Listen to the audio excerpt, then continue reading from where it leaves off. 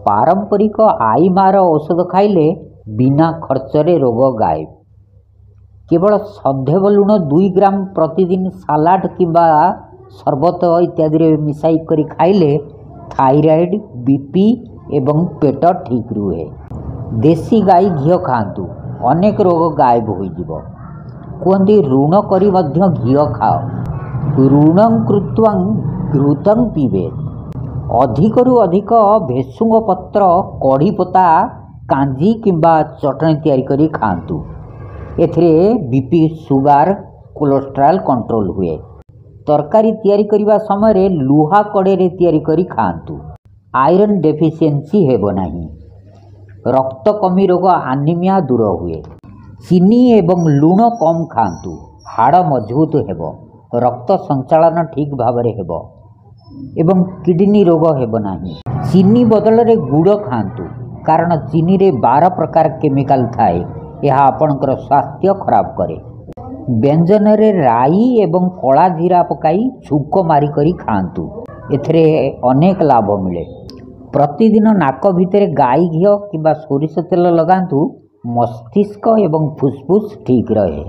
कलरा, मेथी, मूला एवं पिता शाग खाआंतु, रक्त परिष्कार हेबो एवं चर्म रोग हेबो नाही। डायबिटीज नियंत्रण हुए, कोलेस्ट्रॉल नियंत्रण हुए। फ्रीज पानी पियंतु नाही, सर्वदा माठिया रे थिबा पानी को पियंतु, कारण माठियार पानी दूषित पदार्थ को शोषि निए। माटी हांडी रे खाद्य तैयारी करी खाआंतु, एथिरे स्वाद अधिक मिले एवं माटी रे थिबा 18 प्रकार केमिकल आपनकु रोगमुक्त करिदेबो। माटी पात्र सबुठारु बेसी शुद्ध हेबा कारणरू जगन्नाथ मंदिर रे अभड़ा तैयारी करा जाउची। प्लास्टिक किंबा आलुमिनियम बासन व्यवहार करंतु नाही, यह कैंसर सृष्टि करे। अंग्रेज माने आलुमिनियम बासन को आरंभ करथिले। यही बासन रे जेल रे बागी कैदी को खाद्य परसा जाउथिला। यह एक धीमी जहर अटे, धीरे धीरे आभ्यंतरिक अंग गुड़ी को डैमेज कर दिए। अदा एवं जुआणी खाआंतु, गैस एसिडिटी कम हुए। एथिरे शरीर बिंधा मध्य कम हुए, शरीर रु फुला दरद चली जाए। आचार रे मेथी किंबा कला जीरा मिसाई करी खाआंतु, आचार औषध बनिजिवो। त्रिफला पाउडर राति रे अध चामच खाआंतु, झाड़ा परिष्कार हेबो। मलकंटक रोग, गैस रोग, अंतनाड़ी रोग एवं अर्श रोगरू रक्षा मिलिबो।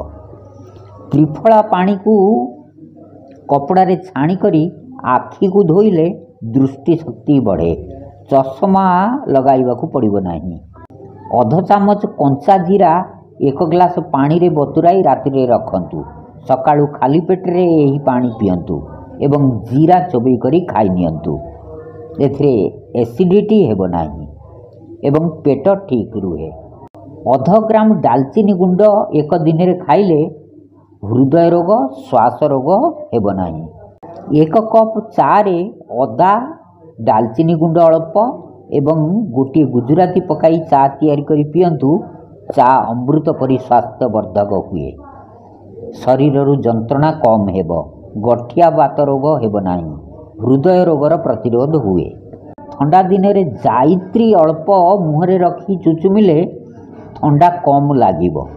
ठंडा होइतिले जुआणी अल्प खाआंतु, ठंडा कम हुए। कला लुण, हलदी गुंड रे अल्प सोरिष तेल मिसाई दंत मंजन करिले दांत रोग ठीक हुए। मद्य निशा अभ्यास छड़ाइबा पई अध चामच जुआणी गुंड किसी दिन खाआंतु। नाभिरे तेल किंबा घी लगाइले ओठ फाटिबा बंद हुए एवं चर्म चिकन हुए, चर्म रोग कम हुए।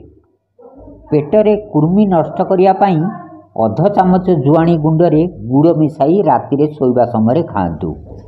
शरीर रे सोरिष तेल मालिश करिले मांसपेशी मजबूत हुए। चर्म उपरे थिबा मृत कोशिका गुड़िक बाहरी जाती एवं चर्म रोग नष्ट हुए।